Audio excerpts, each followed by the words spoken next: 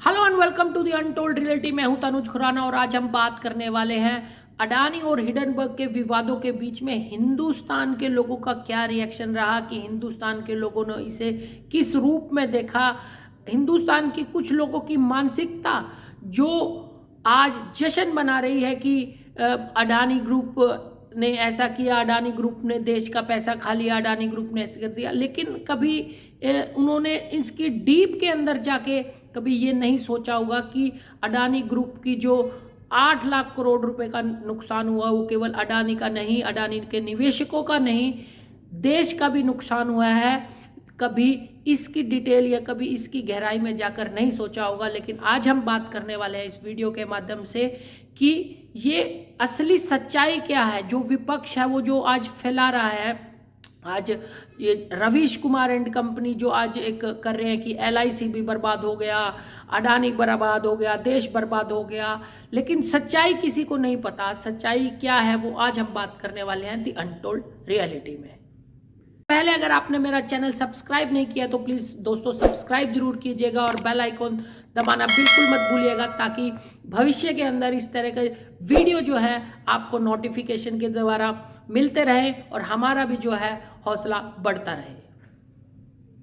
सबसे पहले बात करते हैं अडानी की। अडानी ने 9,422 करोड़ रुपए की बोली लगाकर इजराइल के अंदर हाइफा पोर्ट जो है उसे खरीदा है। सबसे महंगी बोली लगाकर इन्होंने, अडानी ने उस पोर्ट को खरीदा है। दोस्तों पहले होता क्या था कि हिंदुस्तान के अंदर जो बंदरगाहें हैं उस पर बाहर के विदेशी शिप्स आकर अपना माल बेच के जाते थे, लेकिन ऐसा पहली बार हो रहा था कि हिंदुस्तान में बना हुआ माल आज रूस और एशिया तक अडानी हाइफा जो बंदरगाह है वहाँ तक पहुँचाएंगे, ताकि हिंदुस्तान का बना हुआ माल शिप के जरिए जो है हम देश विदेशों तक पहुंचा सके। जहां देश को इसकी खुशी बनानी चाहिए थी, उत्साहित होना चाहिए थी कि हमारा जो देश, हमारी जो ट्रांसपोर्टेशन, हमारा जो व्यापार करने का जरिया है वो बढ़ रहा है, लेकिन हम उसके ऊपर आज खुशी मना रहे हैं कि अडानी ग्रुप के 8 लाख करोड़ रुपए डूब गए हैं केवल और केवल हिडनबर्ग की रिपोर्ट से। हिडनबर्ग कंपनी जो है 2017 के अंदर बनी, उसके अंदर मेन जो है ना केवल 9 ही पर्सन है जो उस पूरी हिडनबर्ग रिसर्च के अंदर जो रिपोर्ट करते हैं, केवल 9 ही बंदे हैं।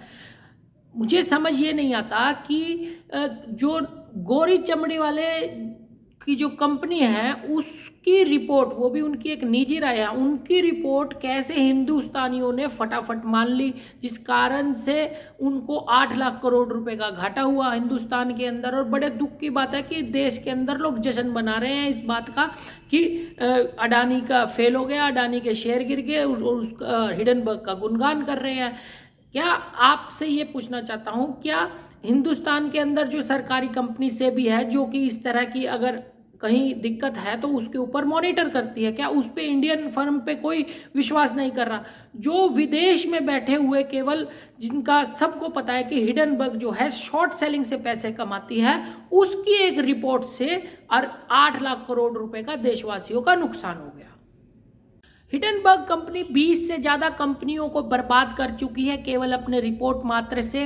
हिडनबर्ग के ऊपर एक बार चाइना की एक कंपनी ने केस कर दिया और अमेरिका के जज ने उस याचिका को ही खारिज कर दिया, ये कहकर कि उस रिपोर्ट की शुरुआती पन्नों में ये लिखा गया था कि ये हमारी निजी राय है।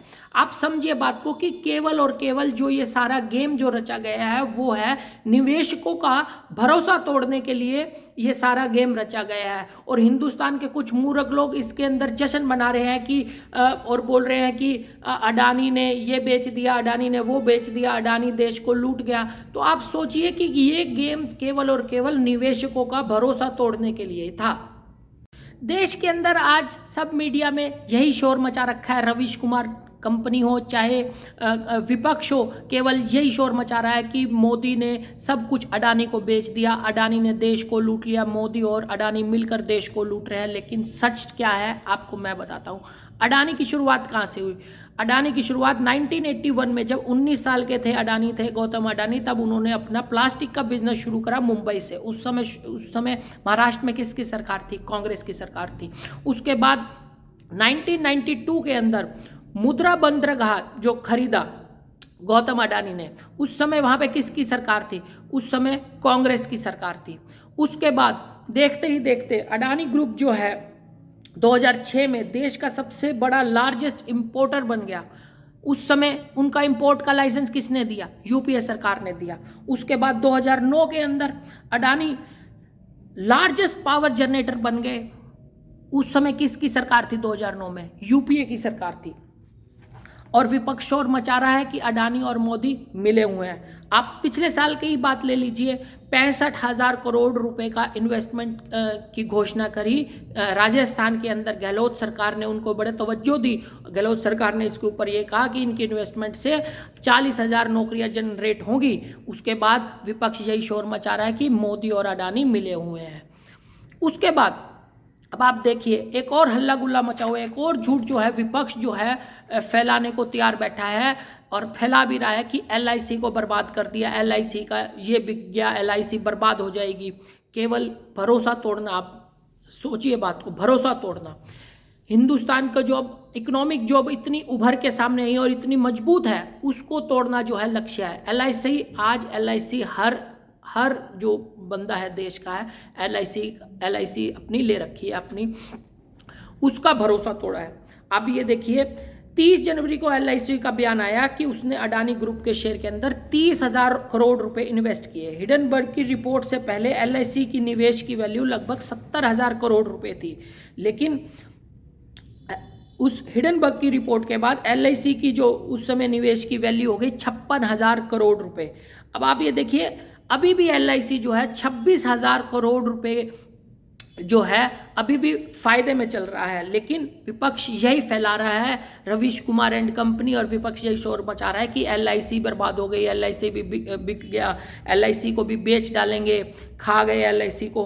तो दुनिया भर में दुनिया के जो तब सब तीसरे स्थान पे थे, इसी तरह केवल इसी घृणा और एक झूठी रिपोर्ट के कारण आज अपने हिंदुस्तान का एक नागरिक गौतम अडानी तीसरे स्थान से लुढ़क कर सीधे 22वें स्थान पर आ गया और जनता खुश हो रही है कि इस पे बोल रही है कि मोदी ने ये सब किया, या फिर ये बोल रहे हैं कि देश बिक गया, देश ने बेच दिया। केवल एक ये प्रोपोगंडा है, समझना आपको होगा, निवेशकों को होगा।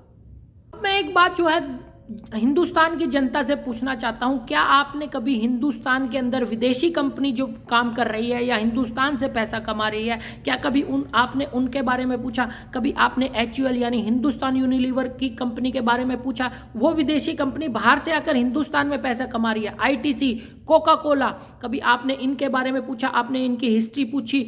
वो बाहर से आकर हिंदुस्तान की चीज़ जो है हिंदुस्तान में अपना प्रोडक्ट बेच रही है, हिंदुस्तान से अपना पैसा कमा रही है और अपना पैसा अपने मुल्क ले जा रही है। लेकिन अब आप ये देखिए, अगर बाबा रामदेव का कोई प्रोडक्ट, अगर बाबा रामदेव हिंदुस्तान का ही पैसा हिंदुस्तान में ही लगा रहे हैं तो इनको प्रॉब्लम है। तो ये सारी बातें जो है केवल और केवल आपका माइंड वॉश और आपका भरोसा जो है तोड़ने के लिए ये सब प्रोपोगंडा होता है। तो आपको समझना होगा दोस्तों, अगर देश का पैसा देश के लोगों द्वारा ही लगाया जाए, कमाया जाए और देश में ही लगाया जाए, तो आपको कैसा लगा कि ये है कि आप पैसा तो हिंदुस्तान से कमाएं और अब पैसा बाहर ले जाएं। तो बहुत सोचने की बात है कि ये एक बहुत बड़ा प्रोपोगंडा है जो विपक्ष द्वारा चलाया जा रहा है। तो आज की ये वीडियो कैसी लगी, आपकी क्या राय है दोस्तों, मुझे ज़रूर कमेंट करके ज़रूर बताइए दोस्तों। मिलूंगा एक नए वीडियो के साथ, तब तक के लिए नमस्कार दोस्तों। जय हिंद, जय भारत दोस्तों।